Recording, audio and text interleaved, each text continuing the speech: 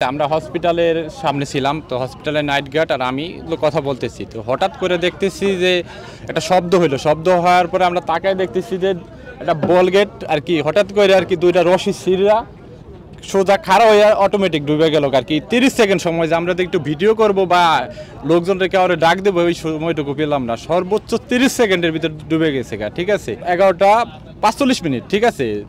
এরপরে আমরা এই বাসের তারপরে আশেপাশে যে বলগেট ছিল তাদের লোকজনের ডাইকা ঠিক আছে জিনিসটা বলছি, প্লাস 999 কল দিছি ঠিক আছে। সেখান থেকে থানা থেকে লোক আসছে, ফায়ার সার্ভিসের লোক আসছে, তারপরে লোক আসছে, এখনো উদ্ধার কাজ চলতেছে ঠিক আছে। এই পর্যন্তই। ভিতরে আমি যতটুকু শুনতে পাইছি যে 2জন লোক ছিল, তারা 5জন না 6জন লোক ছিল।